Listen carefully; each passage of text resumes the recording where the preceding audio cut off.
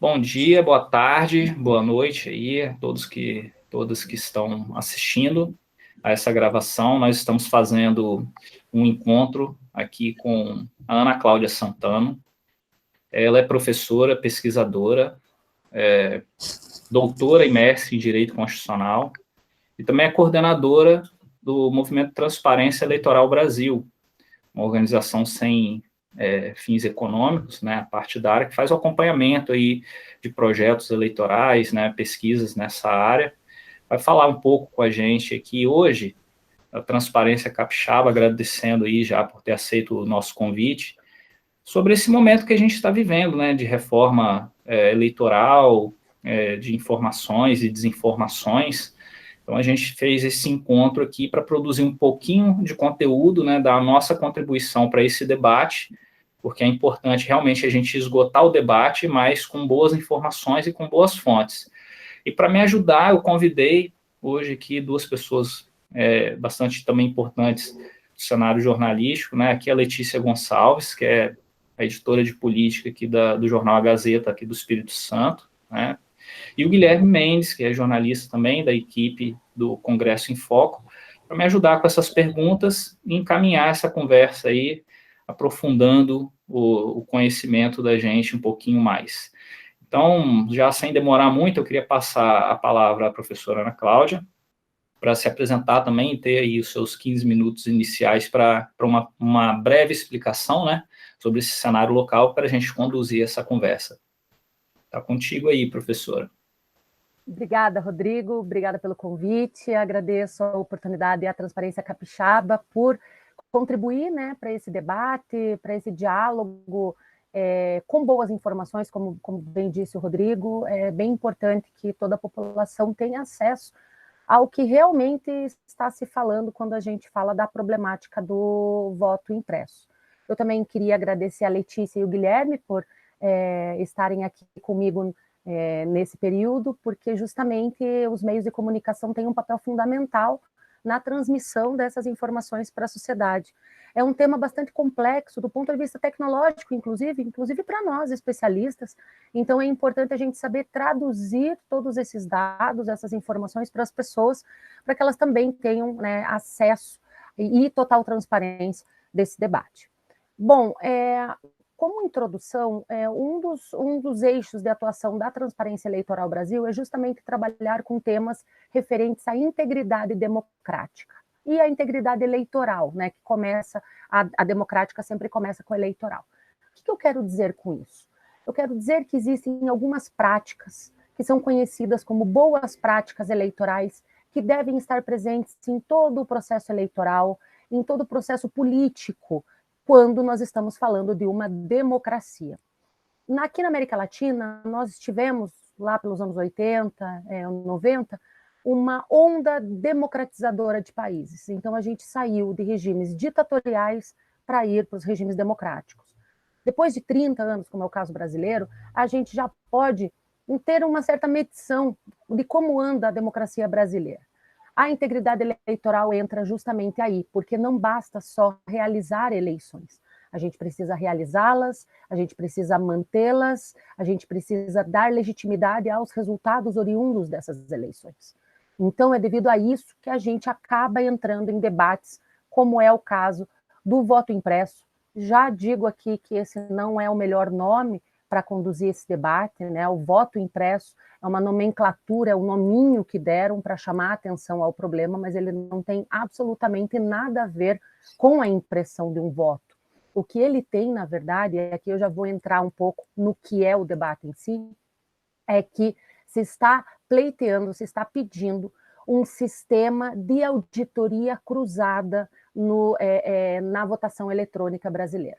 Como é que acontece hoje? A gente já tem vários métodos de auditoria, tanto antes da votação, durante a votação e depois da votação. Só que essas auditorias, elas são em série. Então, primeiro acontece uma e logo acontece outra. Com a auditoria cruzada, e por isso tem o registro independente do voto, que seria o que vem sendo chamado de voto impresso, permite, então, fazer duas auditorias ao mesmo tempo. É sobre isso que a gente vai falar quando o debate ele é centrado no tema que se propõe, ou seja, em uma maior confiabilidade do sistema eletrônico de votação. Agora, quando a gente está falando de voto impresso, e por isso que o nome é tão complicado, tem gente que acha que vai pegar o papelzinho e vai levar para casa, isso não confere, tá? Isso não tem nada a ver com a proposta, nem mesmo com a primeira proposta do voto impresso, que foi em 2002, né? Então, já notem que não é um debate de agora, é um debate que já faz algum tempo, que já vem tomando corpo ao longo dos anos, e não é exclusivamente brasileiro, diga-se de passagem, porque os sistemas eletrônicos de votação pelo mundo, eles sempre suscitaram questões muito naturais de serem conectadas à própria tecnologia. Lembram, gente, que quando a gente começou com a informatização da nossa vida, nós também éramos bem desconfiados de várias coisas. Então, a questão do extrato bancário, que é tão usada nesse debate do voto impresso, mas que o paralelismo não se mantém muito, a gente também era um pouco cismado com os extratos bancários no começo. Tinha muita gente que ainda fazia questão de ir no caixa bancário, porque, né, os caixas eletrônicos ainda tinham aquela certa distância das pessoas. Então, digamos que esteja acontecendo esse debate também com a urna eletrônica, no entanto, ainda que o debate seja legítimo, nós estamos vendo ele tomando um contorno que não lhe é próprio. Mas eu já vou chegar lá. Então, quando a gente está falando de voto impresso, não é aquele voto que a pessoa vai pegar e vai colocar no bolso e vai levar, não tem nada a ver com isso. É uma impressão mesmo, depois da pessoa votar, é uma impressão de um papel que vai ficar no visor, que o votante, né, ou a votante, vão poder olhar, né, aquele papelzinho que foi impresso o voto e vai poder conferir se aquele voto é efetivamente o que a pessoa digitou na urna eletrônica. Após isso, a pessoa confirmaria e esse papel entraria em uma urna que diz a PEC 135 de 2019, que está em trâmite no Congresso Nacional, na Câmara, que é uma urna indevassável, né? Não tem muito detalhe de como seria essa urna, mas ela tem a qualidade de ser indevassável justamente para poder custodiar com segurança os votos, né? Então, essa é a proposta desde 2002 que se desenha aqui no Brasil, né? Mas daí vocês estão pensando, tá, mas por que agora, né, em 2021, esse debate vem com tanta força? Bom, diga-se de passagem que essa força não é de agora. Como eu falei para vocês, a primeira experiência, a primeira proposta que ocorreu foi em 2002, referente a uma maior confiabilidade da urna eletrônica. Alguns atores políticos no Brasil já usaram o discurso da fraude ou da possibilidade de fraude em outros contextos, né? Eu não conheço um detalhe a política estadual capixaba, mas aqui no Paraná nós temos um caso do ex-governador Roberto Requião, que ainda se coloca muito a favor, né, da PEC, inclusive ele falou na audiência pública a pedido dos deputados, e ele mesmo já alegou politicamente, porque é um discurso político, de que ele teria sido ali alvo de fraude das urnas eletrônicas. Teve uma eleição especificamente que ele ganhou com uma diferença de mais ou menos 15 mil votos, o que para o Colégio Eleitoral do Paraná realmente é muito pouco, né, muito acirrado. Então, para a gente ver que alguns atores políticos, sem ter muita dimensão das consequências desse discurso político, acabam enveredando, acabam adotando esse discurso muito mais para efeitos retóricos, ou seja, uma coisa muito mais discursiva do que efetivamente que tem ali um problema. Né? Desculpe interromper, Ana Cláudia. O Requião alegou essa fraude, ele apresentou provas? Não, nunca apresentou. Inclusive, eu acho que aqui cabe uma história que eu tenho pessoal minha. Eu fui para a Índia uma vez, eu estava sendo professora visitante em uma universidade lá em Delhi, e fui convidada pela autoridade eleitoral de lá para conhecer o sistema e tal, e fui lá, era perto do Natal, inclusive, uma coisa bem, bem caricata. E eu vi a urna eletrônica deles, né? Já que eles estão falando tanto de comparação de urnas eletrônicas pelo mundo, é tipo um caixa eletrônico mesmo, sabe? De banco, bem grande, e lá o sistema é todo majoritário, né? Porque são mais de 20 idiomas oficiais, então tem que dialogar com esse colégio eleitoral aí de, sei lá, de quase 800 milhões de pessoas. E eu perguntei para eles o seguinte, vocês que foram os pioneiros no sistema eletrônico de votação, alguém já contestou e tal? Não, toda eleição tem isso. Toda eleição dizem que há fraudes. Tá, mas assim, com que base? Com base na derrota. Geralmente quem alega fraude é quem perdeu. E assim, sabe, para eles não é um tema que entra tanto na legitimidade das urnas, mas voltando à tua pergunta, Letícia, é isso, o ex-governador Roberto Requião nunca apresentou nenhuma evidência, mas ele foi atrás do discurso dele, e inclusive ele esteve muito próximo, porque a autoria era dele também na época, da iniciativa capitaneada pelo TSE nas eleições de 2002, 2004, não tenho ao certo, 2002 ou 2004, que foi a única experiência brasileira com o tal do voto impresso, né, que na época, inclusive, se eu não me engano, o presidente do TSE era o ministro Nelson Jobim, e foi feita 2002. E foi uma experiência que, inclusive, foi capitaneada pelo Roberto Requião, mas que acabou, né, saindo aquele resultado não tão satisfatório aos olhos da Justiça Eleitoral, mas está ali como registro, né? E assim, pouca coisa mudou da proposta, mas ela veio amadurecendo desde então. Ela já foi aprovada várias vezes no Congresso Nacional, também já foi declarada inconstitucional 2 vezes, por 2 ocasiões, pelo Supremo Tribunal Federal, e a gente segue com esse, assim, a impressão que dá para quem faz a linha do tempo no debate é que a gente sempre está voltando nele, sem avançar muito, mas desta vez parece muito claro de que o debate talvez tenha ficado para segundo plano. Ao que a gente está trabalhando aqui agora não é exatamente melhorias no sistema eletrônico de votação. A gente está trabalhando com outras coisas paralelas a isso. Bom, então, então eu já comentei com vocês a experiência, que não é de hoje esse discurso, que também, né, veio com muita força em 2015. Quem não se lembra da pauta bomba que alcançou a ex-presidenta Dilma Rousseff, que tinha vetado o dispositivo da implementação do voto impresso por questões econômicas, já naquela época, a questão orçamentária preocupava muito nessa mudança, e o Congresso Nacional, né, usando numa pauta bomba aí na época, inclusive, derrubou o veto da então presidenta Dilma Rousseff. E desde então, o ministro Fux, na época presidente do TSE, ele fez várias providências para efetivamente concretizar, né, a questão do comprovante de voto. Né, depois veio o STF, provocado, se eu não me engano, pelo Ministério Público Federal, e veio a declarar novamente inconstitucional a questão do comprovante de voto. Por quê? Porque para o STF, para o sistema de direito brasileiro, o sigilo do voto é um valor extremo que nós temos na nossa democracia. E isso se explica com base na nossa história política. Havia um histórico de fraudes muito grande antes da urna eletrônica, né? Então, não faz muito tempo, inclusive, né? Muitas eleições brasileiras foram marcadas por voto de cabresto, por voto de... Nossa, tem vários nomes para isso, mas que geralmente eram indicadas fraudes, né, intervenções diretas no resultado das urnas. Então, a ideia do sigilo do voto, para além da muito forte realidade que nós ainda temos da compra de votos, ainda garante ao eleitor e à eleitora o direito de escolher livremente quem ele realmente quer votar. Então, a ideia da nossa Constituição é realmente elevar o sigilo do voto, né, a uma hierarquia superior a vários outros princípios que nós temos. E isso se mantém na jurisprudência do STF. Uma coisa que a gente possa contestar isso, eu acho que talvez a gente pudesse contemporizar um pouco isso, tendo em vista que todo o sistema eletrônico de votação é bem eficaz no que se refere ao sigilo do voto.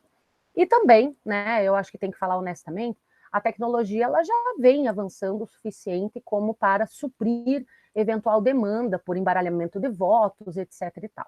Mas uma coisa é ser possível, outra coisa é ser viável. E eu acho que é aqui que a gente tem que pensar um pouco nesse debate do voto impresso. Bom, então 2015 também veio com muita força esse debate, voltou, né, agora, né, com o governo Bolsonaro, que era uma das bandeiras, inclusive, desde o primeiro dia, talvez, das eleições, né, existe essa alegação de fraude, mas o fato é que a gente está, entre aspas, colhendo um pouco o que foi plantado há alguns anos atrás. E daí a gente tem que pensar um pouco, né, nos prós do debate e nos pontos contra, né? Eu acho que colocar também simplesmente uma questão política, você é a favor do voto impresso, você é contra o voto impresso, como se fosse uma bandeira política, é muito complicado para a gente poder avançar no debate. Não é essa a proposta que a gente está reunido aqui, mas a ideia é apresentar para vocês alguns elementos que poderiam contribuir, ou seja, que eventualmente o voto impresso poderia contribuir com o sistema eletrônico de votação, assumindo que nós estamos buscando uma auditoria cruzada. É isso que aqui a gente vai focar um pouco nisso, mas também tem elementos contra, né, e que abrem espaço para outras soluções tecnológicas que já existem também, que vai fazer o mesmo papel da auditoria cruzada. Bom, primeiro, a gente precisa pensar que a questão do voto impresso, ela mexe muito com uma concepção dos latino-americanos em geral, não é uma coisa só brasileira, mas é que daquela natural desconfiança em tudo da vida, né? Então a gente, infelizmente, tem um capital social muito baixo. O que é o capital social? É aquela confiança mútua nas pessoas. A gente não tem tão desenvolvido isso, e isso se repete nos países vizinhos aqui ao Brasil. Então, a partir do momento que a gente tende a desconfiar de tudo, a gente também vai começar a procurar outros tipos de desconfiança. E se muito bem explorado esse movimento, culmina, sim, na desconfiança do sistema eletrônico de votação, desconfiança nas instituições, etc. Né? Então, por um lado, se a Justiça Eleitoral se julgou bastante blindada durante um bom tempo, né, na sua confiabilidade diante da sociedade e tal, talvez isso não se repita tanto hoje em dia, né? Isso porque o debate que era para ser focado no sistema eletrônico de votação respingou totalmente na autoridade eleitoral, né? Não cabem dúvidas. Mas se a gente está buscando integridade eleitoral mesmo, né, com aquela concepção do século XXI, a gente teria que tornar todo esse processo mais transparente. E essa sim é uma demanda que, né, não é só de alguns especialistas, mas também de gente que trabalha na tecnologia. Significaria dizer que, durante muito tempo, os eleitores e as eleitoras, eles sabiam do sistema eletrônico de votação, mas não sabiam muito bem como é que funcionava lá dentro da caixinha da urna eletrônica, né? Porque ela é uma caixinha aparentemente simples, mas tem muita tecnologia nela. Então, nesse ponto, tornar tudo mais transparente e mais, como é que eu posso dizer, mais facilitado, simplificado, mais simplificada essa explicação para as pessoas, né? Isso pode deixar o nosso sistema mais forte, né? A gente só precisa ver se está tendo um esforço nesse sentido, né? A gente vê um movimento do TSE para o esclarecimento de notícias falsas, né? Não só do TSE, tem outras entidades também trabalhando nesse sentido, né? Para esclarecer a população de que as notícias falsas vão nessa direção, que a informação verdadeira vem nessa. Tem mais informação também no próprio site do TSE referente ao sistema eletrônico de votação, mas a gente tem que lembrar que transparência também é publicidade e é chegar nas pessoas exatamente aquilo que se quer que chegue, né? Então, nesse ponto, se a gente conseguir amadurecer nesse debate, vai ser muito bom para o futuro em questões de transparência. Eu julgo isso bastante positivo se a gente tiver maturidade para fazer o bom debate. Uma outra coisa que eu queria dizer aqui é que a própria noção de segurança mudou. O professor Diogo Reis, ele é muito claro nesse sentido. Se antes a gente pensava que a segurança era manter tudo dentro de um cofre, longe dos olhos, né, gerais e tal, hoje em dia já não é mais assim, né? A gente pode ver que, inclusive, a própria concepção do século XXI em segurança e em tecnologia mostra que a ideia é que todo mundo possa ver tudo, mas que não consiga entrar, que não consiga interferir naquilo que está acontecendo, naquilo que está sendo olhado. Então, talvez essa concepção, né, da gente poder trocar aquele cofre que estava lá longe dos olhos de todo mundo e colocar ele no meio da sala, abrindo ele e mostrando, olha, pessoas, o que a gente está abrindo nesse cofre aqui não dá para mexer, não dá para entrar, não dá para alterar, então provavelmente vai contribuir também, né, para a nossa progressão nesse debate. Mas esses são os elementos que eu entendo que são positivos, por assim dizer, nesse debate, se a gente quiser fazê-lo de forma adulta, né? Eu vou até chamar assim mesmo, porque às vezes parece que a gente está enveredando para um debate de quinta série que não contribui com nada para ninguém. Mas quais são os contras desse debate neste momento? Primeiro, a gente não sabe muito bem quais foram os arranjos políticos em torno a esse debate, mas ele tomou um corpo que fazia muito tempo que esse fermento não funcionava tão bem, né? Então, a gente pode ver que essa PEC, a 135, da deputada Bia Kicis, estava desde 2019 esperando a comissão especial ser montada, e de repente ela foi montada junto com a pandemia, de repente ela começou a funcionar, e nós que fomos convidados para falar nas audiências públicas, a gente já percebia de que tudo tinha resposta, né? Então, às vezes, a sensação que a gente tinha até que a gente falava, e a pessoa, assim, ela não escutava a gente, porque, assim, pelo menos, pessoalmente, eu tive uma ocasião ali com um deputado que ele claramente não me ouviu falar, porque eu falei a mesma coisa de modo oposto e ele afirmou que eu afirmei outra coisa. Então, assim, acaba ficando um diálogo muito truncado, muito complicado de se levar adiante. Então, a gente não sabe quais foram os arranjos políticos em torno a esse debate, que é um debate legítimo, mas que a gente já tem evidências de que ele está sendo instrumentalizado para outras coisas. É esse o grande X da questão aqui. E a gente já não está mais discutindo segurança do sistema eletrônico, a gente já não está mais debatendo formas de auditoria cruzada de votos. Não, a gente está vendo uma queda de braço entre as instituições. E quem que entrou nesse jogo? O TSE, o STF, a Câmara dos Deputados, o Senado Federal, e aqui eu não vou falar Congresso Nacional, porque eles não estão unidos, claramente. O senador Rodrigo Pacheco está de um lado e o deputado Arthur Lira está de outro, né? E a presidência da República. Portanto, a gente tem todos os poderes da República nesse momento, nesse tabuleiro de xadrez, que ninguém está entendendo muito bem, mas é claramente uma queda de braço, né? E aqui a gente tem um problema, porque a gente tornou uma questão tecnológica, uma questão racional, em uma disputa política.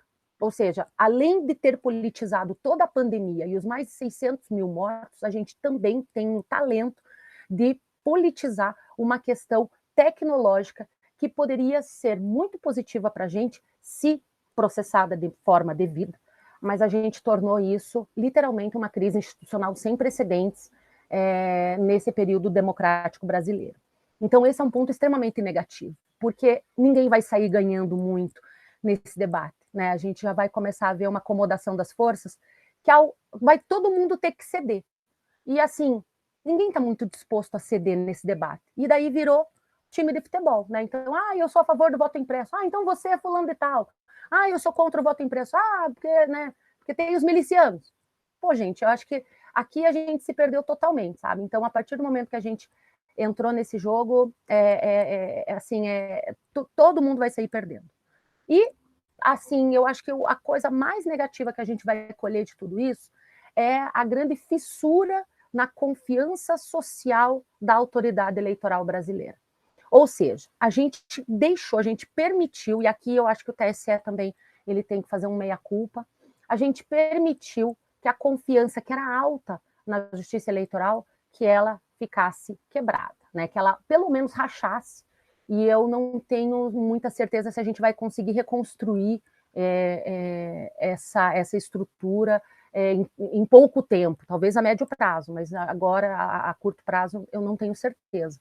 E qual é o grande problema disso? Quando a gente tem afetado a confiança na instituição que organiza as eleições, a gente abre muito as portas para qualquer tipo de discurso político que mine a democracia por dentro. E a gente já está vendo isso em outros países da América Latina. E antes da gente ficar se comparando com os Estados Unidos, que eu não entendo também essa fissura tão grande de ser a favor dos Estados Unidos, a gente pode ver aqui no Peru o que aconteceu recentemente com uma crise institucional enorme provocada pela candidata à presidência derrotada, que ela simplesmente apresentou sei lá quantos centos de impugnações alegando fraude nas eleições peruanas e não provou nada. Detalhe, cédulas de papel com um sistema que não tem nada a ver com o eletrônico de votação, muito sujeito a erros humanos. Digo isso porque fui observadora eleitoral das eleições de 2020 lá, as eleições extraparlamentares. Então, assim, ou a gente começa a realmente olhar para os países vizinhos e perceber que tem um movimento muito claro de ataque às autoridades eleitorais, seja governos de esquerda, seja governos de direita, que está acontecendo no México, aconteceu no Equador, só que lá eles controlaram muito bem a crise, aconteceu no Peru, e assim, parece que virou um padrão. Então, ou a gente realmente se dá conta da importância de se proteger a autoridade eleitoral, ou a gente vai colher um fruto muito negativo de tudo isso e bem difícil de se construir, de se reconstruir. Então, só para finalizar aqui a minha intervenção, que eu acho que eu já falei demais, como é que está o pé hoje esse debate? Bom, na semana passada a gente viu a derrota do parecer do deputado Felipe Barros na comissão especial que analisa, né, a PEC 135/2019, foi uma derrota muito importante, né, 23 votos a 11, né, fizeram ali uma manobra para poder adiar a votação, estava para ser derrotado antes do recesso, antes do recesso do Congresso, conseguiram fazer a manobra e votaram na semana passada e tiveram esse resultado, né, e a gente também, né, acompanhou a decisão do presidente da casa, o deputado Arthur Lira, de levar a questão a plenário, e essa votação está prevista para amanhã, terça-feira, dia 10. Qual é a expectativa que a gente tenha? Bom, segundo o que a gente está lendo, né, e as conformações das forças em torno do tema, a gente vai ver uma derrota da PEC em plenário, né? Agora, para acompanhar a derrota do parecer, teria que ser uma derrota bem contundente, né? Eu já estou lendo que tem no máximo 200 deputados a favor da PEC, isso é muito pouco, se for comparado com os 305 votos necessários, né, os 3/5 para poder aprovar a medida em 2 turnos. Então, vai faltar deputado, com certeza, mas para talvez colocar uma pedra política no tema, a derrota teria que ser mais contundente. Mas não nos enganemos, isso é uma derrota política, porque os fundamentos, né, de todo esse debate e do mau debate que está sendo feito em torno do tema, eles vão continuar. Basta a gente abrir os nossos grupos de WhatsApp, basta a gente ver pelo YouTube, basta a gente ver por toda a internet que está, infelizmente, inundada de notícias falsas e de uma campanha extremamente negativa contra o sistema eletrônico de votação, contra o TSE, contra o ministro Barroso, contra o ministro Alexandre de Moraes e assim por diante. Então, agora a gente está vendo, assim, que a gente vai dar uma solução política para um problema que não é político, que se tornou ao longo desse caminho, né, nos últimos tempos, mas a gente vai ver também um problema que vai resvalar para a sociedade, e eu particularmente não tenho muito bola de cristal para saber quais serão os próximos passos desse movimento, que parece que não vai se acomodar tão cedo. Bom, então aqui eu fico à disposição das perguntas, né? Eu acho que já essa introdução já foi bem ampla, eu acho que a gente pode começar o debate. Obrigado, professora Ana Cláudia, pela explanação inicial. Gostei muito do ponto positivo, que foi a questão de forçar, né, o próprio o TSE a se movimentar no sentido de dar mais transparência, né? Eu acho que isso realmente é importante. O Poder Judiciário ele é sempre visto como um poder muito blindado, pouco transparente pela população, né? Em pesquisas que se faz, né, nesse sentido, né, de organizações que conseguem mensurar aqui ou ali o índice de transparência dos poderes, o Poder Judiciário é sempre apontado como o menos transparente. Então, de certa forma, tira um pouco da posição de conforto em que está o nosso sistema judicial como um todo, né? Eu diria, não apenas o nosso judiciário, mas o TSE realmente teve que se movimentar, e isso é importante, é fundamental que as pessoas realmente conheçam o que vai ali naquele poder, né? Eu, então, agradeço mais uma vez pela explicação, tá? Pela explanação, e abro aí o microfone para os nossos convidados. Posso começar? Como a gente sabe, às vezes as pessoas não assistem todo o vídeo, né? Então, para quem for pegar pelo menos a primeira pergunta aqui após a explanação da Ana Cláudia, eu queria começar com a seguinte. Você até mencionou que o debate está um pouco infantilizado, quinta série, isso acontece de parte a parte, né? Mas existem, claro, pessoas, suponho que existam pessoas que têm dúvidas legítimas, né? Que não estão nesse cabo de guerra e que para elas pode parecer uma coisa razoável a gente ter o voto impresso ou a auditoria cruzada, como você chamou. Tipo assim, olha, tudo bem, eu acho que a urna eletrônica é confiável, nunca desconfiei do sistema eleitoral, mas se querem colocar uma coisa a mais para dar mais segurança, qual o problema? Né? Uma pessoa razoável que não está nesse cabo de guerra, ela tem essa dúvida que me parece razoável também. Que resposta a gente pode dar para essa pessoa? A gente pode dar para ela o seguinte, eu acho que tudo que vem para melhorias, a gente realmente tem que debater, né? Inclusive nas questões tecnológicas, acho que não teria problema nenhum da gente fazer esse debate franco mesmo. O grande problema é que a solução que está sendo apresentada, ela não está sendo bem planejada. Isso porque até os próprios especialistas na tecnologia, eles dizem que um projeto piloto desse tamanho deveria ser planejado a médio prazo, né? Então, todas as propostas do voto impresso que nós tivemos até hoje sempre previu uma implantação gradual, até porque essa implantação gradual vai conseguir medir, né, em maior ou menor medida, os erros, os problemas, os defeitos dos procedimentos e tal, né? E era assim que deveria ser procedido num debate sério. O grande X da questão é que, nesse momento, inclusive o último parecer do deputado Felipe Barros traz isso, eles querem 100% da implantação do voto impresso no Brasil. Isso significa as mais de 500 mil urnas eletrônicas do Brasil com a impressora do voto ao lado. E detalhe, nós estamos praticamente há um ano da eleição, nós não temos muito claro de onde vai sair a dotação orçamentária, nós não temos muito claro qual seria o planejamento disso, testes de segurança, questões licitatórias. Eu acho que é bem importante a gente pensar num mundo que tem escassez de insumos, né? A gente está sofrendo isso. Então, é perfeitamente possível a gente pensar em melhorias do sistema. E eu provavelmente seria a primeira a participar desse debate de uma maneira muito honesta e muito franca. O grande X da questão é que, para essas pessoas que têm essa dúvida razoável e legítima, elas estão sendo puxadas para outro lado, né? Então, às vezes, elas estão sendo, inclusive, instrumentalizadas. Eu não veria nenhum problema de discutir isso em tempos normais. Nós não estamos num período normal, né? Não dá para dizer que, politicamente falando, nós estamos normalizados, porque não estamos. Então, eu acho que é muito arriscado esses grandes saltos que estão sendo dados, e não é só o sistema eletrônico de votação aqui, não. O sistema eletrônico, são essas reformas políticas profundas que estão sendo propostas, né? Muita coisa no Senado, na Câmara, tem muito barulho, né? Agora vem esse semipresidencialismo, ou seja, parece que virou uma escalação de time de futebol, e que querem a autoria de alguma coisa, seja o que for, sem pensar no dia seguinte. Então, o que eu responderia para essas pessoas mais razoáveis, né? Que o debate ele é necessário, que o debate ele é legítimo, mas que nesse momento ele pode esperar até uma normalidade democrática vir para a gente poder fazê-lo com seriedade. Porque nesse momento, assim, tem uma metáfora muito boa no direito constitucional, e eu acho que ela se aplica muito aqui.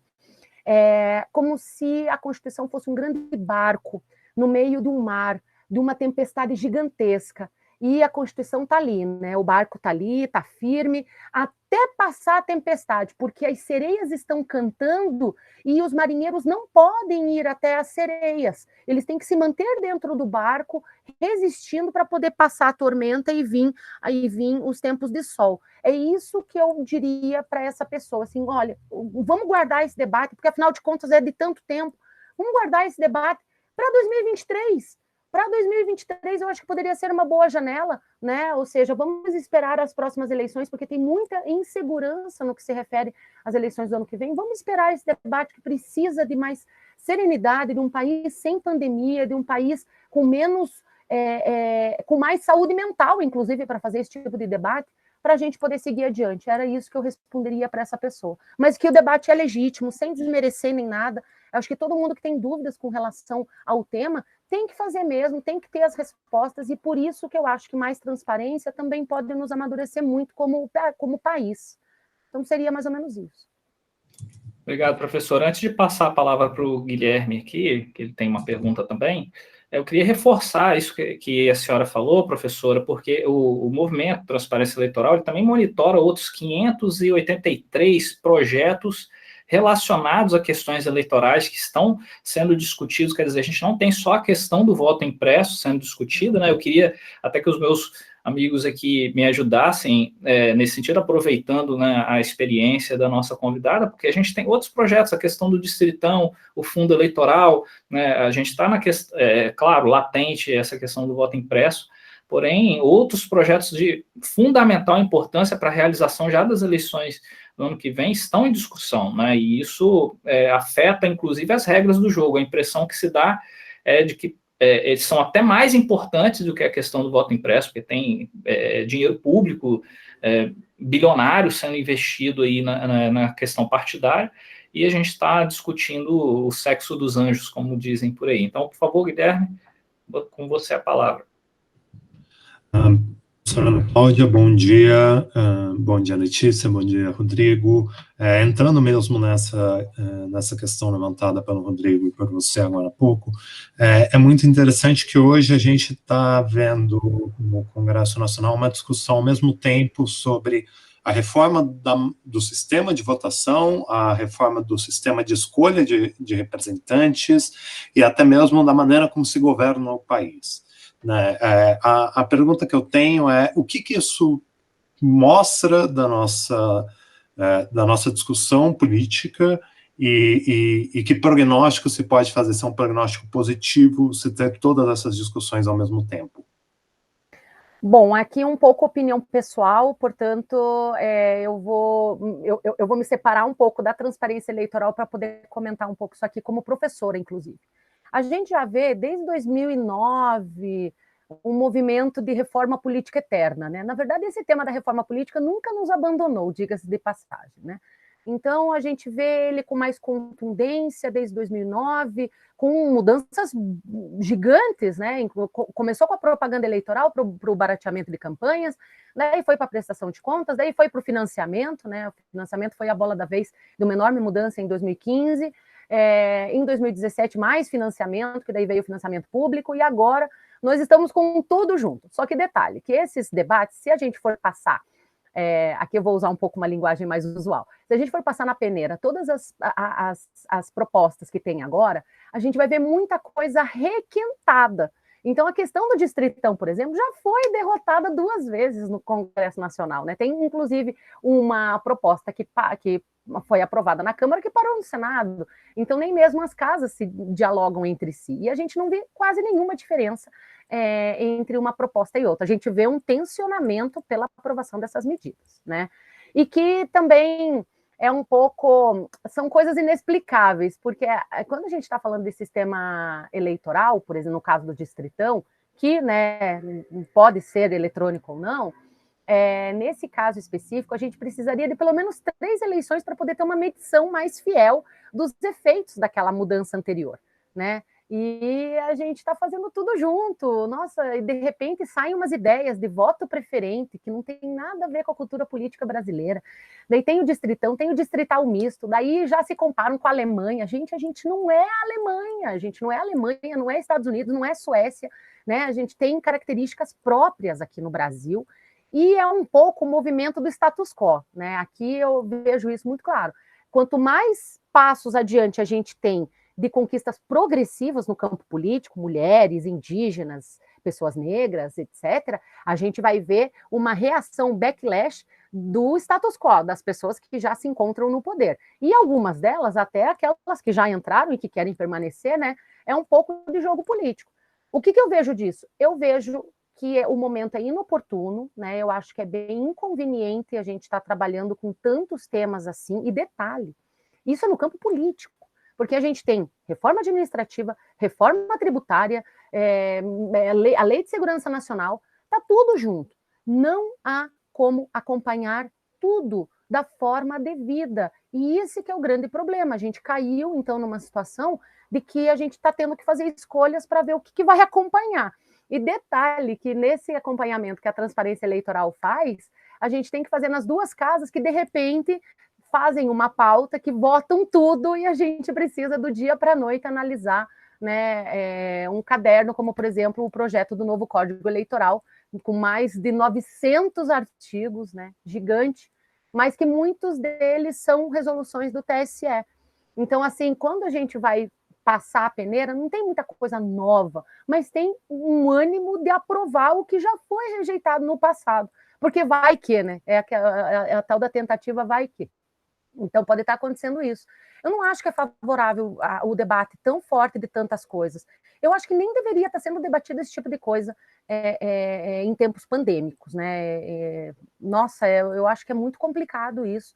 Mas essa é uma opinião pessoal minha, eu acho que a gente, até outubro, a gente vai ter ainda bastante coisa por causa do princípio da anualidade, né? Só para quem não sabe, a Constituição Eleitoral no artigo, a Constituição Federal no artigo 16 impõe que todas as regras eleitorais só podem ser alteradas até um ano antes das eleições, o que é muito bom, né, do ponto de vista da estabilidade das regras, mas que nos impõe situações um pouco inusitadas, como sempre em ano ímpar, a gente ter um tipo de reforma, que às vezes começa enorme e acaba ficando desse tamanhico, culminando em algum tipo de anistia, alguma coisa, né, que às vezes a gente também vê esse movimento bastante corporativista dos partidos políticos.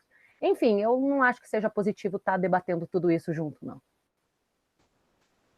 Voltando aqui à questão do voto impresso ou auditoria cruzada, tem um outro nome também, que tem sido dado ele principalmente pelos defensores da adoção do voto impresso, enfim, que é o voto auditável. Esse nome dá a entender que o nosso atual sistema não é auditável, porque se nós vamos adotar um voto auditável, ou se queremos que seja adotado um voto auditável, é porque hoje não há.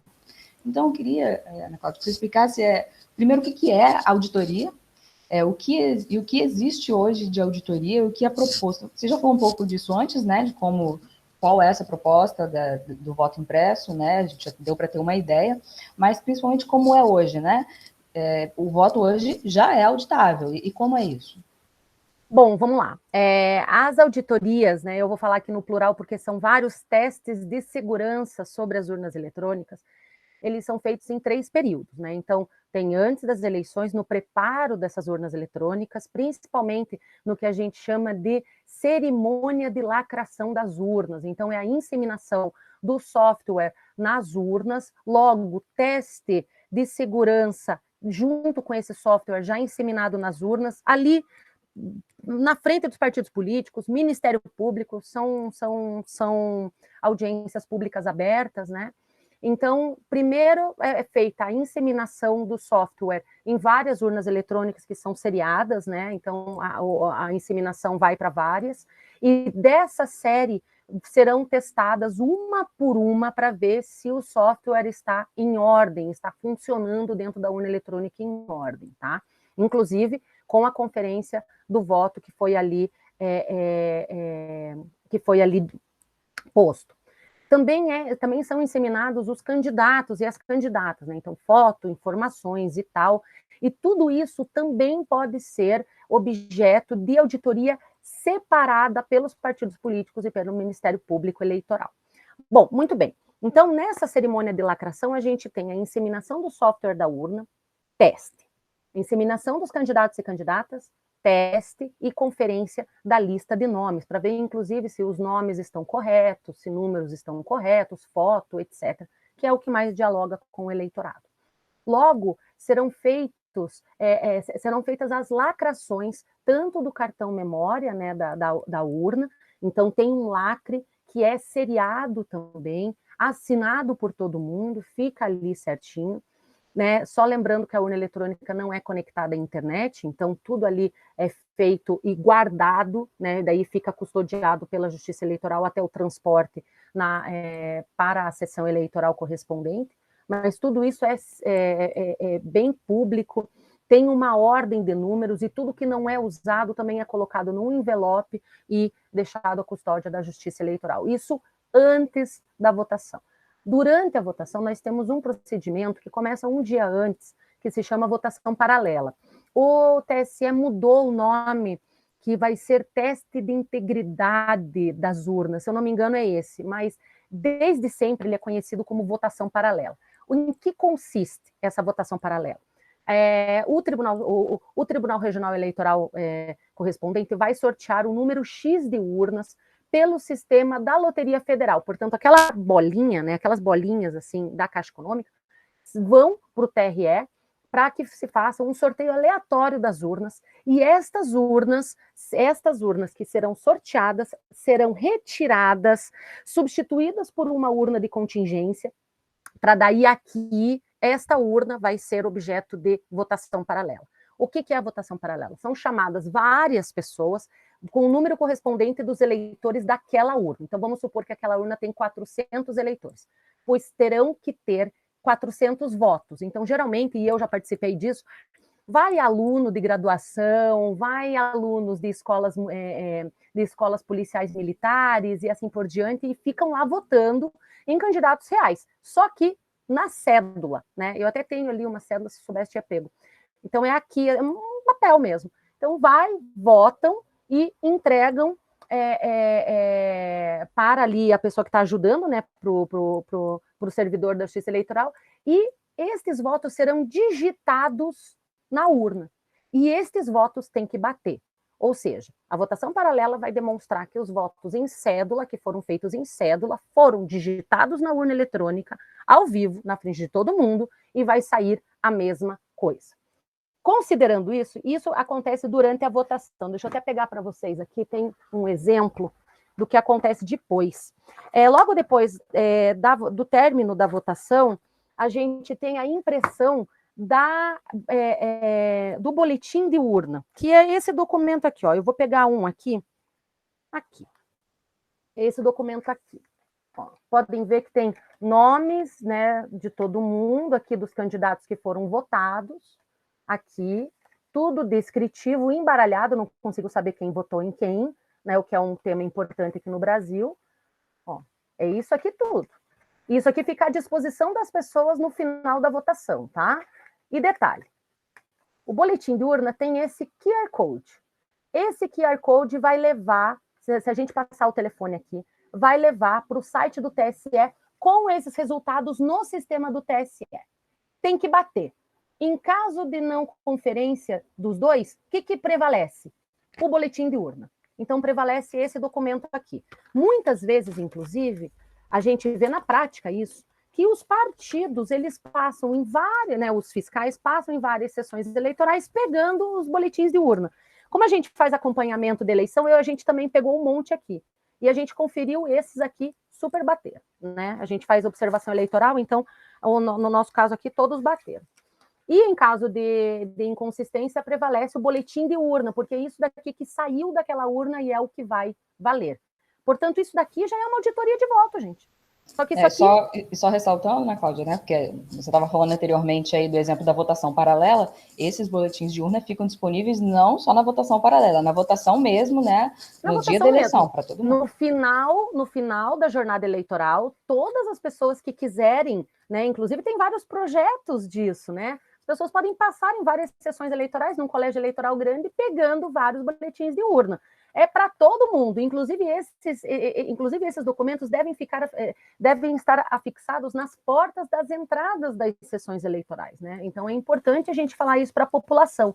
Então isso aqui já existe, e querem saber, isso aqui já existe faz tempo, né? Foram implementadas algumas melhorias, como é o caso do QR Code, né? Para mais elementos de tecnologia, e detalhe, para chegar nisso daqui, todas essas informações já estão criptografadas dentro da urna eletrônica. Então, na hora da transmissão de dados dessas informações para a central do TSE, que agora tá centralizada, tudo isso também é feito com assinatura digital. Ou seja, eu não consigo alterar os dados, né? E detalhe, né? Eu já ouvi muito falar isso. Ah, mas é porque nas centrais de transmissão ninguém pode entrar e tal. Olha, eu como observador eleitoral, eu realmente tive permissão para entrar, eu tive uma super transparência, né? Mas a gente tem que perceber também que ali a transmissão de dados é um momento de muita concentração, porque nada pode dar errado. E a gente viu ali que tem toda uma sistemática já planejada pela Justiça Eleitoral de que essa transmissão vá de forma regular e de forma constante até a gente conseguir totalizar os votos, que é na central do TSE. E uma vez no sistema do TSE, porque essa internet ela é interna da Justiça Eleitoral, então não dá para entrar nessa internet, como se falou aí em alguma live aí, né? Não dá para entrar nesse sistema. E por mais que desse para entrar, não dá para alterar as coisas. Por quê? Porque é tudo com assinatura eletrônica e criptografia. Então, qualquer tentativa de alteração, o sistema trava. Qualquer um. E detalhe, eu acho que é bom a gente deixar claro aqui. Toda vez que tem totalização dos votos, a Justiça Eleitoral sofre vários ataques de invasão. Sofre, não é de hoje. E nenhum deles deu certo, nenhum deles foi exitoso. Então, eu acho que isso também é uma informação bem importante. E depois disso ainda, né, vale lembrar que tem os fiscais de partido, tem o Ministério Público, tem os observadores eleitorais agora, tem a própria OEA que acompanha as eleições no Brasil, né? Então, não é que o voto não é auditável, pelo contrário, ele é auditável. O que a gente está buscando no debate sério é um outro tipo de auditoria que possa fazer o cruzamento dos dados. É isso. Mas, infelizmente, não é isso que a gente anda vendo no debate que está sendo travado, né? Então, só para esclarecer.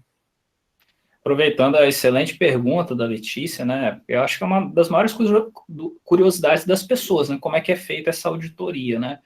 Eu queria complementar também com um sentimento pessoal de que eu imagino o tamanho de uma organização criminosa que tem que se formar no entorno de uma fraude como essa, né, porque olha quantos mecanismos que nós temos que vencer, e as pessoas teriam que estar imbuídas no mesmo objetivo de eleger o mesmo candidato, de derrotar o mesmo candidato, para poder compor uma organização criminosa nesse sentido, né. Então, acho que o discurso de fraude na urna eletrônica, ele é um pouco frágil nesse sentido, né. É que, veja bem, eu acho que aqui eu acho que dá para entender um pouco o que os especialistas de tecnologia, como o professor Diego Aranha, afirmam. As pessoas da tecnologia, elas não vão dizer que o sistema foi fraudado ou não. Eles vão dizer o seguinte, olha, esse sistema é sujeito a algum tipo de risco. E é isso que a gente deveria debater. O sistema eletrônico, ele está exposto a risco? E é claro que está, porque todos os sistemas eletrônicos do mundo estão. O grande X da questão é que a gente vai analisar se as nossas travas de segurança são suficientes como para nos prevenir desses riscos, ou pelo menos da maior parte deles. É isso que a gente deveria conversar. E nesse ponto, o professor Diego Aranha, ele diz que, eventualmente, não precisaria ter tanto conluio assim, né, com as pessoas para poder ter acesso a algum tipo de fraude, para poder tentar algum tipo de fraude nas urnas. Mas ele acha improvável, né? Ou seja, ele não faz afirmações categóricas, talvez seja isso que as pessoas estejam esperando, né? E é um pouco isso que a gente tem que fugir também, né? O sistema eletrônico não é perfeito, mas ele é bom, né, para os nossos problemas, ele é bom, ele dá resposta às nossas demandas. E, então, talvez não precisasse de tanta gente, mas a gente conseguiria identificar essa tentativa. É esse o X da questão. Para a gente poder consolidar uma tentativa dessa, ou seja, ir desde o código-fonte, lá da urna eletrônica, né, do software, até a totalização dos votos, vocês perceberam a quantidade de etapas de segurança. Então, assim, é muito difícil não saber de nenhum caso se fosse verdade. Ou seja, se a gente tivesse realmente uma tentativa, é praticamente impossível não ter identificado ela. É esse o grande tema aqui. Então, diga lá. Professor Diego Aranha, só para complementar, né, ele é bem conhecido aí nas redes sociais, porque eventualmente surge um vídeo dele, é um professor da Universidade de Campinas, né, que participou já de um dos testes da urna, e aparentemente foi o único que conseguiu chegar perto de ter algum tipo de desempenho positivo, né, na intenção de fraudar a urna eletrônica. Mas óbvio... Na verdade, eu preciso corrigir. Isso não é bem o que aconteceu no teste de segurança que ele participou em 2012. O que aconteceu? E ele está gritando e ninguém está ouvindo ele. Ele conseguiu entrar no sistema para desembaralhar os votos, não exatamente fazer fraude. Eu acho que aqui a gente tem que marcar bem essa diferença, porque a gente também está falando da segurança do sistema eletrônico, e o sistema eletrônico, ele embaralha os votos para cuidar do sigilo. Então, ele conseguiu uma forma de ter acesso ao desembaralhamento, essa palavra. Então, não é exatamente uma fraude, ele descobriu esse risco. Mas daí, falaram que ele descobriu como fraudar a urna, e isso não é verdadeiro. Então, aqui a gente também tem que deixar bem claro isso. Exato. Tá contigo aí, Guilherme. Doutora Ana Cláudia, você citou a questão do QR Code que vem nesse documento disponível em todas as sessões, e você falou que esse é um avanço tecnológico, e uma das críticas que os defensores mais aguerridos do voto impresso têm é que a urna é de primeira geração, supostamente, que ela é a mesma desde que o voto foi instaurado em 1996. Isso não procede, eu imagino, até por conta desses avanços tecnológicos que você explicou. Mas a urna, ela sofre essas atualizações constantemente? Como que tem sido as atualizações do processo eleitoral eletrônico no Brasil? Olha só, eu acho que essa é uma ótima pergunta. A urna, ela tem a mesma cara. Ela não significa que tem os mesmos componentes, né? É bem diferente isso.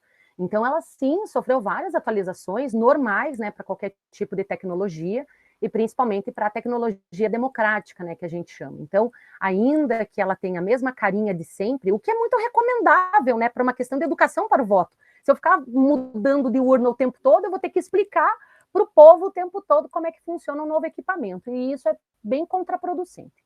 Bom, mas ela por dentro ela mudou bastante, sim, ela tem a tecnologia, né, da criptografia, da assinatura eletrônica, o próprio QR Code, e elas são atualizadas, tem um contingente de urnas que são trocadas a cada eleição. E esse foi um dos temas em 2020, porque não deu tempo de se terminar todas as etapas da licitação que tinha sido feita pelo presidente Luiz Roberto Barroso, pelo ministro, para aquisição de novas urnas para poder atualizá-las. Então, sempre tem, acho que é 1/3, 1/4 das urnas são realmente trocadas, né, a cada eleição, mas elas duram ali 3 eleições, 4 eleições, depende muito do equipamento que a gente está falando. Então, elas são, sim, renovadas, mas elas não são renovadas 100%, até porque não precisa, né? Tem muitas delas que estão funcionando perfeitamente, mas tem outras que já merecem mais reparos. Então, esses processos licitatórios, elas trocam, sim, de máquina, e cada vez as máquinas são implementadas com novas questões de segurança que vão surgindo nos testes mesmo. Então, também não é correto a gente pensar que os testes públicos de segurança que o TSE realiza para o tribunal, né? Então, todas as demandas que surgem ali são objeto de reparação e de algum tipo de observação por parte dos especialistas de tecnologia, do setor de tecnologia do TSE. Então, essas melhorias são implementadas. Inclusive, o professor Diego Aranha fala isso categoricamente, né? Muito melhor do que eu, inclusive. Então, nesse sentido, essa questão, né, das urnas de primeira geração, isso realmente poderia ser um argumento válido se a gente estivesse trabalhando com gerações puras de urna eletrônica. E a gente não está. É claro que a gente pode categorizar as urnas, né? Tem uma categorização de urnas nessas gerações e tal, mas eu, particularmente, sou um pouco resistente a classificá-las em gerações, porque mesmo elas já são híbridas, né? Então elas podem ter mecanismos de segunda geração, de terceira geração, ser de primeira, mas ter mecanismos de segunda e assim por diante. Esse é um argumento que se era usado antes. Hoje em dia eu não sei se eu poderia repetir esse argumento justamente porque os componentes da urna são bem diferentes. Mas a caixinha é igual, né? Vocês podem perceber que o design não muda, e é bom que não mude mesmo, né? Porque as pessoas já estão bastante familiarizadas. E a gente ainda tem problemas no voto, né? A gente tem que lembrar que em 2018, um grande foco de fake news contra a urna eletrônica era justamente esse, né? Que a pessoa queria votar num cargo e não era o cargo para ser votado, né? Então tinha uma ordem de cargos que ela não queria respeitar e dizia, olha, fraude, a urna se autocompleta com um número tal e tal. E isso não corresponde à realidade, né? Isso já foi desmentido por praticamente todas as agências de verificação, e foi muito mais problemas de educação para o voto. Então, por isso que a urna por fora não tem que mudar, mas por dentro ela muda bastante. Professora, até como mesário que fui, desde da minha primeira eleição, né, sempre fui mesário, eu realmente reparava a dificuldade das pessoas, né, com o início da tecnologia, a dificuldade de compreender a urna, né, às vezes até a revolta da pessoa com aquela novidade ali. Então isso, de fato, até foi utilizado pelo próprio presidente Jair Bolsonaro recentemente naquela famigerada live em que ele ia apresentar provas de que a urna era fraudada, né? Algo que o TSE desmentiu praticamente online, né? Colocou ali Foi ao vivo. Diversos links rebatendo aquelas afirmações, né? E as reportagens que ele usou da própria imprensa mostravam exatamente isso, pessoas com dificuldade de votar, né? E aquilo foi apresentado como comprovação de fraude, né, e até mesmo um vídeo de um youtuber praticamente adolescente fazendo uma alteração de algoritmo, né, algo que para vocês que são pesquisadores, imagino que o professor Diego Aranha, como da área de tecnologia, extremamente primário, né, é óbvio que ninguém vai alterar aquele algoritmo da urna, porque como a senhora mesmo disse, isso passa por vários testes, né, inclusive tem essa auditoria impressa do boletim de urna. Eu, quando era mesário, atendia a todos que chegavam, imprimia o boletim de urna, é impressa a 0ª antes do início da votação, que é um outro boletim comprovando de que os votos são zerados. Bem lembrado. No final de urna, tem ali o cômputo final das urnas eletrônicas. Então, o processo, imagino eu, que seja realmente um problema, como a senhora apontou no início, de falta de publicidade, até do TSE, de informar as pessoas de como acontece a votação, né, e de insistir e de mecanizar isso na cabeça das pessoas, até que o nosso processo de votação seja mais intuitivo, eu diria assim. Então, retorno aí a pergunta a vocês. O Guilherme falou, né, de um argumento utilizado pelos pró-voto impresso, digamos assim, e tem um argumento também utilizado pela parte contrária. Tudo bem que aqui eu estou acabando entrando nesse jogo, né? Lá é inevitável. Mas, como o debate foi posto, a gente acaba tendo que tratar assim, dado o momento também.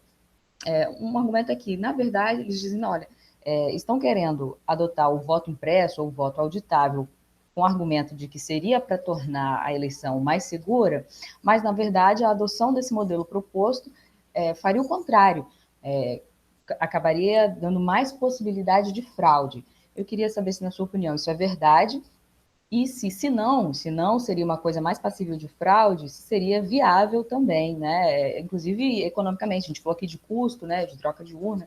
Então, duas questões. Uma é essa, se realmente o que querem fazer, né, para trazer o voto impresso ou auditável, enfim, daria mais possibilidade de fraude, e se isso não for verdade, se tem viabilidade econômica.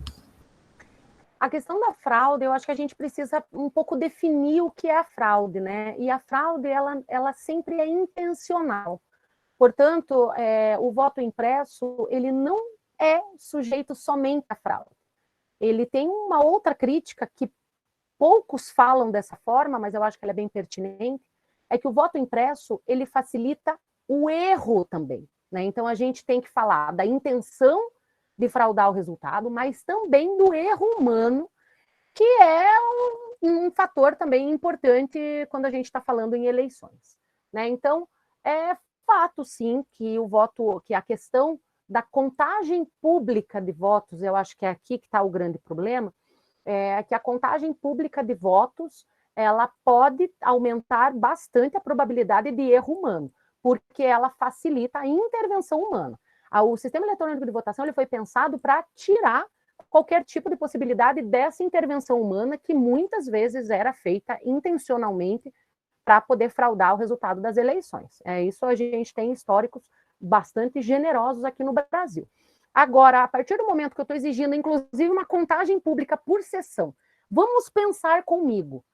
A realidade brasileira não é capital. A realidade brasileira é município. Município até 20 mil habitantes aí, vamos pensar isso.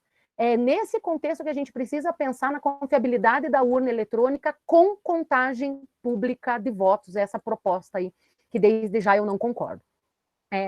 Nesses municípios, a política é muito acirrada, existe uma confiança interpessoal que pode ser organizada para fins políticos. A gente precisa pensar num contexto de custódia prejudicada desses votos. A gente precisa pensar que muitos desses lugares não têm nenhum amparo de polícia, de segurança nacional, etc. Portanto, muitas vezes são os fiscais de partido, às vezes nem promotor eleitoral tem na comarca, porque ele está emprestado para outras. A gente tem que pensar no contingente da justiça eleitoral, que já é justo, que não tem previsão orçamentária para melhorar isso, mesmo em anos de eleição. Então, tudo isso, na responsabilidade da justiça eleitoral, fazer com que essa contagem pública de votos funcione em mais de 500 mil sessões eleitorais, né? Então, a gente precisa pensar nisso. Um argumento que está na desculpa interromper. Você diz contagem pública. O que é contagem pública? Porque quando a gente fala assim, eu sou contra a contagem pública, então você é a favor da contagem secreta, da contagem na salinha fechada? Tá. O que é? O que seria essa contagem pública? Bom, essa denominação foi usada pela Comissão Especial da PEC, né, do voto impresso, e eles, no último relatório, eles colocaram o seguinte, que eles estão sim pedindo a contagem pública de votos, que é a contagem feita logo após o final da votação, a contagem dos votos impressos, né, dos comprovantes de voto pelos mesários. Isso seria o que eles estão chamando de contagem pública de votos, né? A contagem, a apuração e totalização dos votos, ela já é pública. Basta ver, por exemplo, a quantidade de gente que tem nos TREs e no TRE e no TSE todo final de eleição. Então, tá ali, tem um monte de gente lá, de partido, candidato, simpatizante, Ministério Público e por aí vai. Nós estamos em vários lugares sempre acompanhando isso, repórteres, né? Então, a mídia tá super empenhada nesse momento. Então, a contagem já é pública. Eu acho que é muito bom ponto esse, Letícia, que você trouxe. Mas a proposta é daquela contagem logo depois da eleição, a contagem manual dos comprovantes de voto. E por que eu sou contra? Porque esta contagem manual é que vai dar problema. Né? Então, inclusive, no parecer do deputado Felipe Barros, ele está dizendo que são 6 mesários para 400 eleitores por sessão, e isso nem demora tanto. Gente, se em 2020 teve um atraso de 4 horas na divulgação dos resultados, que praticamente criou uma crise institucional gigante aqui no Brasil, de tanta alegação, de tanta notícia falsa de fraude que tinha tido por 4 horas. Vocês têm noção do que seria ter a contagem manual de votos em mais de 500 mil sessões eleitorais?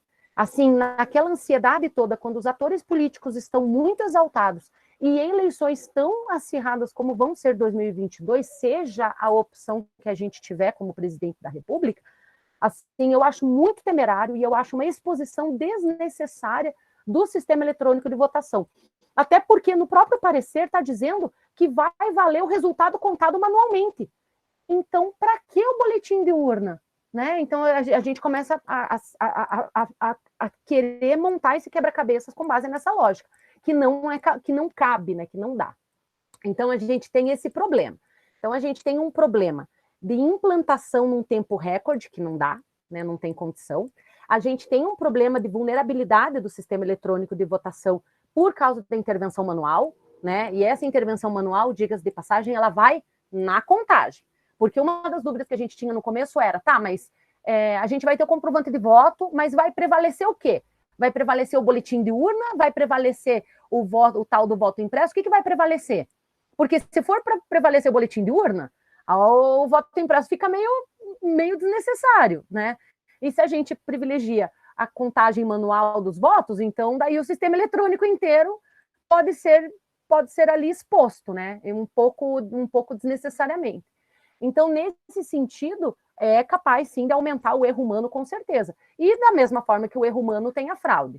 E já complementando daí a tua pergunta, questões orçamentárias. O TSE, no último levantamento econômico que eles fizeram para poder implementar esse voto, né, porque muitos acham que o TSE não quer implementar, mas, na verdade, já teve muitos esforços institucionais para a implementação desse protótipo, que ainda é um protótipo, que existe, está no TSE, inclusive, tem fotos, né, pela internet do seu funcionamento, mas que precisa de um planejamento, precisa de um teste piloto e de uma implementação gradual. Nesse sentido, esse estudo econômico do TSE disse que 2 bilhões de reais seriam necessários em um primeiro momento para poder implementar a proposta do tal do voto impresso. 2 bilhões, que não se sabe de onde que vão tirar, porque, afinal de contas, né, a gente está numa contingência orçamentária enorme, mas de repente tem dinheiro para tudo, então a gente também não sabe em quem acreditar. Mas o fato é que 2 bilhões de reais iniciais são necessários para essa mudança.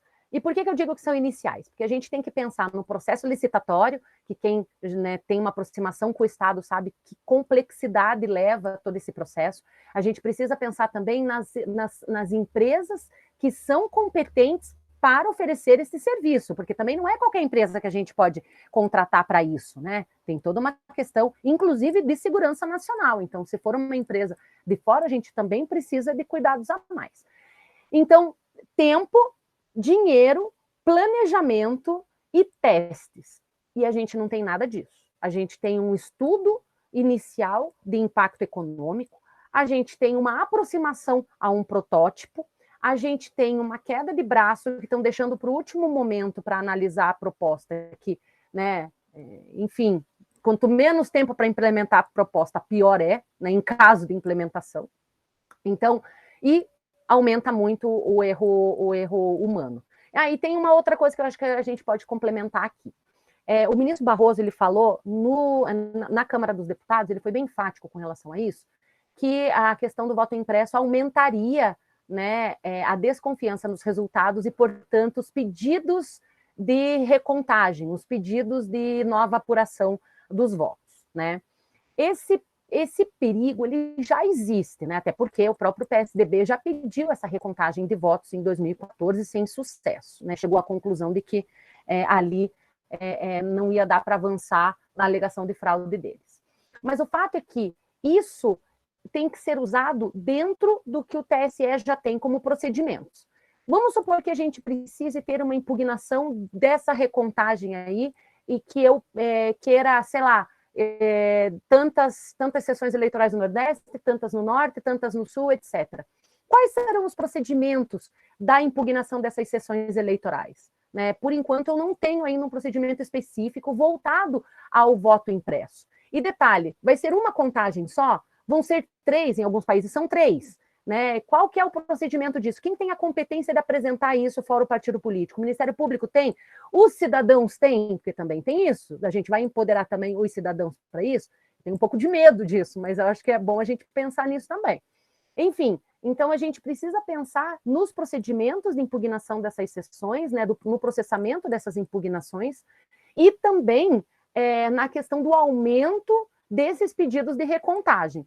Porque se a gente já tem muito forte a questão da judicialização da política agora, né, a lei da ficha limpa foi um grande trampolim para isso, a gente vai ter uma explosão de novos casos, porém, voltados ao resultado. E detalhe, com essa impugnação, com essa recontagem, sabe o que vai acontecer? A gente vai se tornar o que a gente mais critica, porque a gente critica muito que a última palavra seja do Poder Judiciário. E com o aumento do pedido de recontagem, quem vai decidir quem ganhou as eleições serão os juízes eleitorais. Eu não vou estar de acordo com isso, porque para mim democracia tem que ser ganhada no voto. Então já deu, a gente já tem esse problema da judicialização com a lei da ficha limpa. Não permitamos outra coisa para poder judicializar ainda mais diretamente os resultados. Aí eu acho que é bem negativo mesmo. Gente, eu queria agradecer aí, né, mais uma vez a explicação, passar a palavra, se o Guilherme ou a Letícia tiverem mais perguntas, para a gente finalizar aí no máximo em 10 minutos, pode ser? Da minha parte não, Rodrigo, acho que ficou muito cristalina a explicação da professora. Letícia, tem alguma pergunta? Eu gostaria só de rapidamente, não é nenhuma pergunta, mas a gente falou aqui muito de questões técnicas e práticas, acho que até de forma didática, que às vezes é difícil de a gente encontrar, né, para que as pessoas possam entender exatamente do que se trata. Eu também aprendi bastante aqui, mas eu queria uma explanação, Ana, sobre porque até durante o momento aqui, né, que você estava falando no início, você mencionou que a gente está tratando de uma coisa técnica, mas a discussão está politizada. Então, fora tudo que a gente falou aqui, que na verdade é para pessoas razoáveis, esclarecendo dúvidas, né, de quem realmente pode pensar, será que seria melhor isso ou melhor aquilo, pensando de forma racional, o que eu queria que você falasse é a respeito da consequência prática meio, não diretamente relacionada ao voto impresso, mas da confiabilidade das eleições, o que a gente pode esperar para a eleição do ano que vem, se esse clima for mantido, independentemente de se a gente vai ter, né, com a votação na Câmara amanhã, a implantação, o caminho aberto para a implantação do voto impresso ou auditável, ou da auditoria cruzada ou não, o que isso pode trazer de impactos para a eleição do ano que vem, digamos, imaterialmente, né, não nessa questão prática mesmo. Olha, aqui também é um... Professora, Desculpa, Rodrigo, fala. só se me permite, essa pergunta da Letícia, eu acho que a gente consegue até fazer um encerramento com uma conclusão, né, já da senhora, para a gente fechar realmente esse debate que foi bem interessante. Então, aproveitando a pergunta da Letícia, né, que já coloca em questão aí o que esperar das eleições do ano que vem, né, então, se a senhora puder, além de responder, fazer o seu fechamento, para a gente já ir finalizando, eu agradeço. Bom, vamos lá. Eu acho que, nossa, fazer um prognóstico no Brasil atual é tão complicado, né? Porque o nosso dia parece que tem 72 horas, mais ou menos. Mas o fato é que a gente vai dar uma solução política, né, essa semana para a PEC. O tema não vai se encerrar, eu acho que é uma porta que a gente não vai fechar tão cedo. Eu acho que a gente vai ter que afrontar esse tema mesmo. Mas, como eu já falei, né, eu sugiro que seja após 2022, numa normalidade democrática, porque é um tema importante, é um tema legítimo. Eu acho que o sistema eletrônico de votação ele pode estar sujeito ao crivo das pessoas, desde que seja feita esse exame público de forma também racional e também legítimo, né?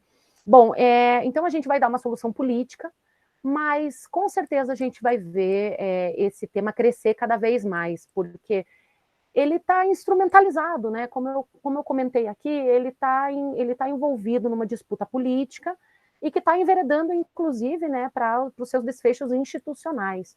Eu acho que vai ser bastante complicada a situação, cada vez mais perto das eleições, e principalmente durante as eleições, a gente vai ter uma enxurrada de notícias falsas, eu não me cabem dúvidas, isso é o grande mal dessa questão. Porque uma vez me fizeram a pergunta, mas professora, igual a Letícia me fez agora, mas professora, a professora não acha razoável colocar uma implementação a mais aí na segurança e tal? Você acha que isso seria suficiente? Eu falei assim, nada é suficiente diante das notícias falsas que a gente vê com relação ao sistema eletrônico de votação. Porque o que a gente viu? Que conforme nós íamos dando assim os argumentos e as soluções técnicas para o debate, a coisa começou a enveredar para teorias conspiratórias mesmo, né? Como, por exemplo, essa contagem pública de votos. Né? E aí eu quero, para confiar no meu voto, eu quero contar o meu voto. Gente, não existe isso. Não existe em lugar nenhum isso, né? Então, assim, o que a gente vai ver, pelo menos eu tenho essa expectativa, de que vai ter um tensionamento cada vez maior via notícias falsas, via desinformação, e que ainda vai ser plantada muita desconfiança em torno dos resultados. Acho que os efeitos colaterais disso serão graves, eu acho que a gente vai ter que fazer uma reflexão muito profunda depois das eleições de 2022. Eu vejo, na verdade, as eleições de 2022 como um momento, quero crer, com um momento de apaziguamento social aqui no Brasil. A gente precisa ter, de fato, eleições pelo menos claras e legítimas para a gente poder soterrar muitas das coisas que ainda estão abertas, né? A gente ainda tem aberto o golpe da Dilma, a gente ainda tem aberta as eleições de 2018, que foram muito confusas, que a gente ainda está processando isso, e de todo o movimento político que surgiu desde então. Então, eu acho que depois de 2022, a gente vai ter que sentar na mesa como cidadãos, como brasileiras e brasileiros, para poder realmente ver um projeto de país, né? Porque continuar dessa forma também não dá. Mas até lá, eu vejo que vai ter muito chão, eu acompanho com bastante apreensão tudo que pode acontecer, e eu acho, sim, que as instituições devem estar mais preparadas. Eu não estou tão convencida se as instituições estão devidamente funcionando. Agora, uma coisa eu posso afirmar, pelo menos como estudiosa, eu acho que se elas não estivessem minimamente funcionando, talvez a nossa situação já seria outra, né? Então, a gente ainda vê aí um fronte institucional importante que vai nos levar para a realização das eleições em 2022. E é um pouco daquilo também, eu acho que eu acho que tem o papel fundamental, principalmente dos meios de comunicação, é também desinflar um pouco, sabe, esse debate, porque às vezes a gente vê, dos grandes meios principalmente, a gente vê uma avalanche, sabe, uma vontade assim de fomentar esse debate, mas fomentar muito mais porque ele está aí do que realmente se ele fosse importante. Então a gente vê debates como o Distritão, por exemplo, que, como o Rodrigo falou, são muito mais importantes, podem ter um impacto muito maior na nossa vida, que está sendo negligenciado, sabe? Então, um pouco fazer o que os meios de comunicação, eu aqui me comparando com os Estados Unidos, mas fazer um pouco os meios de comunicação que os Estados Unidos fizeram, para poder trazer um pouco de racionalidade para a opinião pública, que é muito moldada pelos meios de comunicação. Então, eu não tenho boas perspectivas, mas eu acho que a gente vai ter uma nova oportunidade de crescer como país a partir de 2022. Até lá, eu acho que qualquer prognóstico, seja positivo, seja negativo, é muito, como é que eu posso dizer? É muita pretensão no Brasil atual. Eu prefiro olhar até outubro, daí outubro que acabou a janela da mudança de regras, a gente pode ter uma outra perspectiva. Eu acho que tem que ficar muito de olho também na própria movimentação dos atores políticos, não só do atual presidente, mas também dos presidentes das casas legislativas, né, dos futuros candidatos à presidência. Eu acho que tem muita coisa para rolar. E tudo isso vai impactar direto na confiança do TSE. E detalhe, eu acho que tem aqui um detalhe que é importante, que é por isso que as pessoas às vezes se confundem. O ministro Barroso, ele não vai ser presidente do TSE durante as eleições. Quem vai ser é o ministro Alexandre de Moraes. Mas antes dele vai ter ali uma janelinha que vai ter como presidência o ministro Luiz Edson Fachin. Então, às vezes, a sociedade não entende por que tem nessa troca toda, mas é por causa do rodízio mesmo que os ministros fazem dentro da conformação do TSE. E eu entendo que a presidência do ministro Alexandre de Moraes vai ter um contorno bastante distinto, eu diria, do que o ministro Barroso dá ao TSE. O ministro Barroso, ele é mais do diálogo, ele está investindo muito em informação, né? Ele está realmente se empenhando para que as pessoas possam ter acesso a toda essa comunicação que o TSE está fazendo. Já com relação ao ministro Alexandre de Moraes, ele vai ter outros desafios, porque ele vai ter justamente que controlar essa maré de notícias falsas, esses movimentos políticos mais acirrados e por aí vai.